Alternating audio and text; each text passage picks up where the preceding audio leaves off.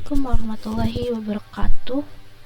Perkenalkan, kami akan mempresentasikan hasil penelitian tinjauan sistematis berjudul peningkatan akurasi klasifikasi melalui seleksi fitur mendalam berbasis optimasi metaheuristik.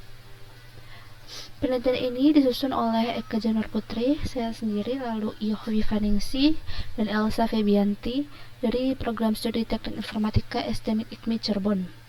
Secara singkat, penelitian ini mengkaji bagaimana algoritma optimasi metaheuristik dapat meningkatkan performa sistem klasifikasi berbasis deep learning. Deep learning telah mengubah secara fundamental cara sistem klasifikasi bekerja karena memungkinkan pembelajaran fitur secara otomatis dari data mentah tanpa perlu representasi manual. Keberhasilan convolutional neural network menjadi titik awal dan kini arsitekturnya terus berkembang ke vision transformer, Swin transformer, model hibrida, transfer learning, hingga self-supervised learning. Penerapannya pun meluas, mulai dari diagnosis medis berbantuan komputer, klasifikasi tanaman berbasis citra UAV, sampai inspeksi struktural. Namun semakin kompleks arsitektur yang digunakan, semakin tinggi pula dimensi fitur yang dihasilkan. Ini menimbulkan masalah baru berupa redundansi fitur, naiknya kompleksitas komputasi, dan risiko overfitting khususnya pada kondisi jumlah fitur jauh lebih banyak dari jumlah sampel. Dari sini muncul kesenjangan penelitian yang ingin kami jawab. Yang pertama, literatur yang masih terfragmentasi lintas domain dan tujuan optimasi tanpa sintesis memadai. Lalu banyak studi hanya divalidasi pada satu dataset sehingga generalisasi terbatas. Lalu evaluasi terlalu menekankan akurasi, kurangnya perhatian pada efisiensi dan skalabilitas. Belum ada kerangka konseptual terpadu mengenai peran optimasi metaheuristik dan integrasi dengan CAI atau AutoML. Federated learning masih minim diteliti.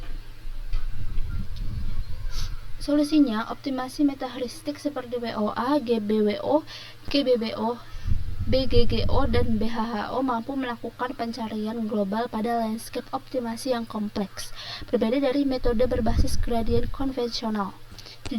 Tinjauan ini hadir untuk menyintesis perkembangan strategi, tantangan, serta arah penelitian masa depan dari integrasi tersebut. Penelitian ini dipandu oleh 4 pertanyaan penelitian. Yang pertama, domain aplikasi apa saja yang paling banyak memanfaatkan integrasi deep learning dan optimasi metaheuristik. Yang kedua, tahap pipeline mana? Apakah instruksi fitur, seleksi fitur, atau fusi fitur yang paling banyak dioptimalkan? Lalu yang ketiga, algoritma metaheuristik apa yang paling banyak digunakan? Keempat, bagaimana pengaruhnya terhadap performa efisiensi klasifikasi? Keempat pertanyaan ini menjadi kerangka acuan kami dalam menyintesis seluruh literatur yang dikaji.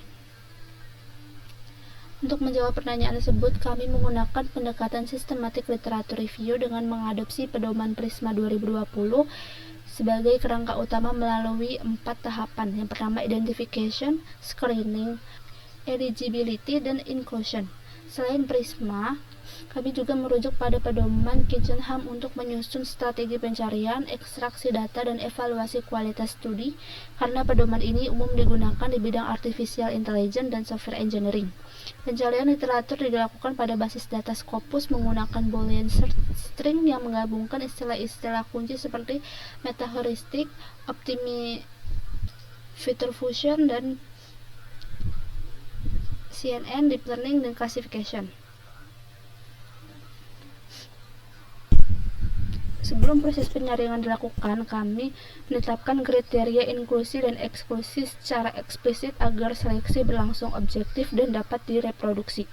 Artikel yang kami masukkan adalah jurnal per-review yang berbahasa Inggris terbit pada periode 2020 hingga 2026, membahas kombinasi deep learning dengan metaheuristic optimization, berfokus pada permasalahan klasifikasi, menyajikan metodologi dan evaluasi eksperimen secara lengkap, serta tersedia dalam bentuk full text dan open access. Sebaliknya, kami mengeluarkan conference paper, book chapter, editorial, publikasi berbahasa selain Inggris, serta studi yang tidak memenuhi salah satu kriteria inklusi. Proses seleksi kami dokumentasikan dalam Prisma Flow Diagram. Pada tahap identifikasi awalnya kami memperoleh 79 artikel tanpa adanya duplikat. Setelah difilter berdasarkan periode 2022 sampai 2026 tersisa 77 artikel. Penyaringan pada subjek area Computer Science menyisakan 58 artikel. Filter jenis dokumen, jurnal artikel, bahasa Inggris, dan status publikasi final menghasilkan 35 artikel. Pembatasan terakhir berupa ketersediaan open access menyisakan 19 artikel. Seluruh 19 artikel ini kemudian dievaluasi melalui pembacaan full text dan semuanya memenuhi kriteria sehingga diikutsertakan dalam studi akhir dalam tinjauan ini. Masuk ke bagian hasil. Tema pertama membahas arsitektur ekstraksi fitur deep. 3 studi kami tampilkan di sini. Pertama, Hassam dan koleganya pada 2022 menggunakan Modified Mobile Net V2 yang dioptimalkan dengan WOA pada domain dataset citra penyakit buah jeruk, menghasilkan fitur yang diskriminasi dengan kompleksitas komputasi rendah. Lalu Kishore dan koleganya menggunakan SqueezeNet sebagai backbone untuk citra biji jagung, menghasilkan sekitar 1000 fitur deep yang informatif. Sedangkan Anam dan koleganya pada 2026 mengadopsi kombinasi ResNet 50 dengan EfficientNet B7 dengan Grey Wolf Optimizer untuk diagnosis multiple sclerosis melalui MRI otak. Insight utamanya, ketiga studi ini konsisten memakai arsitektur CNN pra-terlatih sebagai modul ekstraksi fitur utama sebelum tahap optimasi dan klasifikasi. Lalu, tema yang kedua, seleksi fitur berbasis Well Optimization Algorithm atau WOA. Tema kedua berfokus pada seleksi fitur berbasis WOA.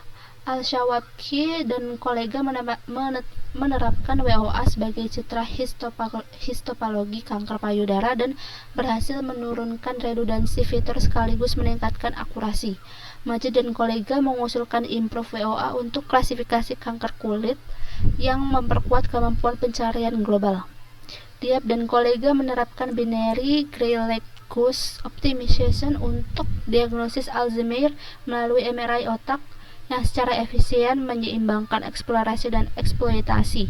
Insight-nya, baik varian WOA klasik, versi improve maupun hibrida seperti BGGO, semuanya secara konsisten mengungguli metode seleksi fitur konvensional khususnya pada citra medis. Tema yang ketiga, fusi fitur dan kerangka optimasi hibrida. Tema ketiga menyoroti fusi fitur dan kerangka optimasi hibrida yang mencakup 5 studi dan dari periode 2022 sampai 2026. Bosel dan Dixit menggabungkan fitur deep dari beberapa model CNN, lalu mengoptimalkannya dengan Dynamic Grey Wolf Optimization untuk diagnosis Alzheimer, mencapai akurasi 98,61%.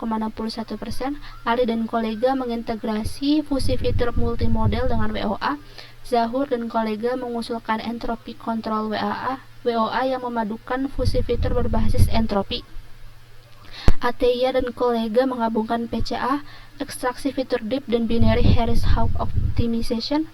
Dan Prakas dan kolega mengusulkan Fireworks Well Optimization Algorithm yang dipadukan dengan fusi fitur multiskala mencapai akurasi 98,78 hingga 99,02%. Insight-nya, ada tren pergeseran dari konkatenasi fitur sederhana menuju mekanisme fusi berbasis entropi dan optimasi multitahap. Tema yang keempat itu capaian performa dan tantangan. Tema keempat mensintesis pencapaian performa dan tantangan dari 13 studi. 8 dari 13 studi berhasil mencapai akurasi klasifikasi di atas 98% dengan capaian tertinggi 99,7% oleh Hasan dan kolega. Namun seluruh 13 studi ini juga mengidentifikasi setidaknya satu keterbatasan. Tantangan utama yang muncul meliputi kompleksitas komputasi yang tinggi akibat optimasi multitahap, keterbatasan generalisasi karena evaluasi yang dominan hanya pada satu dataset, rendahnya interpretabilitas model, serta ketergantungan tinggi pada parameter optimasi yang digunakan. Dari keempat tema tersebut, kami menarik beberapa benang merah. Pertama, deep learning. Yang pertama, deep feature extraction telah berevolusi dari sekedar ekstraksi fitur konvolusional menjadi bagian integral dari representation aware learning modern. Kedua, representation aware learning modern. Kedua, keberhasilan sistem klasifikasi ditentukan oleh interaksi antara kualitas representasi fitur, strategi optimasi metaheuristik, mekanisme fusi, dan karakteristik domain aplikasi. Lalu yang ketiga, kontribusi teoritis. Tinjauan ini memperluas pemahaman mengenai deep feature extraction dalam representation learning, metaheuristic optimization, dan computer vision. Dan keempat, secara praktis, deep feature extraction sebaiknya diposisikan sebagai kerangka yang terintegrasi dengan feature selection dan feature fusion berbasis metaheuristik, terutama untuk aplikasi berisiko tinggi seperti diagnosis medis. Sebagai simpulan, tinjauan sistematis ini menunjukkan bahwa metaheuristic optimization kini menjadi komponen penting di sepanjang classification pipeline, mulai dari deep feature extraction, feature selection, hingga feature fusion. Terjadi pergeseran paradigma dari sekadar meningkatkan kapasitas model menuju optimisasi kualitas representasi fitur. Algoritma seperti WOA, GWO, BGGO, BHHO, dan FWWOA terbukti mampu meningkatkan performa klasifikasi pada berbagai domain, mulai dari kesehatan, pertanian, hingga klasifikasi citra secara umum. Namun demikian, tantangan yang masih tersisa meliputi keterbatasan generalisasi lintas domain, meningkatnya kompleksitas komputasi, belum seragamnya standar evaluasi, serta rendahnya interpretabilitas model. Berdasarkan temuan tersebut, kami mengusulkan 6 arah penelitian masa depan. Pertama, integrasi explainable AI atau CAI ke dalam proses seleksi fitur. Kedua, multi-object optimization yang menyeimbangkan akurasi, efisiensi komputasi, dan generalisasi sekaligus. Ketiga, validasi lintas dataset dan lintas domain melalui benchmarking eksternal.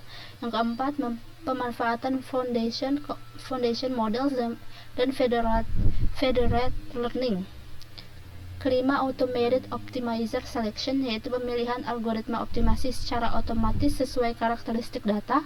Dan keenam, pengembangan framework yang lebih ringan dan adaptif untuk kebutuhan edge computing dan Internet of Things.